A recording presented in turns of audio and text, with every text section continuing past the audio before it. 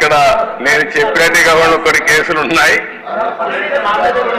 మీ మీద ఉన్నాయి. కేసులు పెట్టిన వాళ్ళు మీరు ఒకసారి లేండి.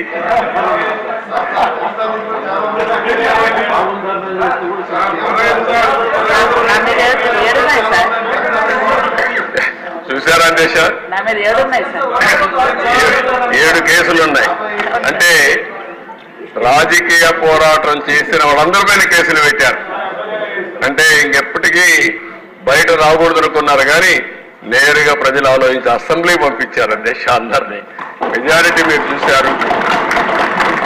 ఆనాటి పాలనలో మనందరూ బాధితులే అసెంబ్లీ నుండి అందరూ. Thank you.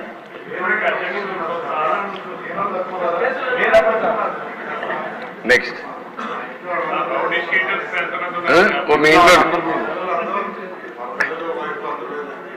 నారాయణ గారు చెప్పినట్టు ఇది నేను చెప్పింది వాళ్ళ పేర్లే ఎక్కువ టైం అవుతుంది చెప్పలేకపోయాను, కానీ ఇంట్లో ఉంటే మన పెళ్ళిళ్ళు పిలిచేవాళ్ళం కుటుంబ సమేతంగా.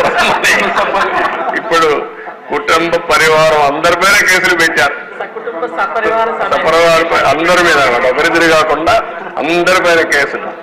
అంటే ఏ విధంగా హెరాస్ చేశారు. ఈ రాష్ట్రంలో ఎవ్వరు వ్యాపారాలు చేయడానికి వీలు లేదు, ఎవరు బయట రావడానికి వీలు లేదు, ఎవరు మాట్లాడడానికి వీలు లేదు.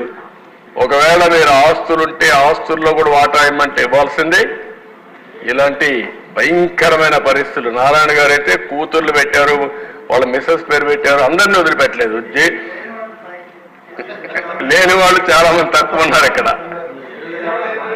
20 కేసులు ఉన్నాయి. అల్లుణ్ణి, కూతుర్ని, భార్యని అందరినీ సిబిసిఐడి తీసుకొచ్చి ఎక్కడికక్కడ ఎంక్వైరీ మీద ఎంక్వైరీ ఎన్ని చేయాలని చేసే పరిస్థితికి వచ్చారు.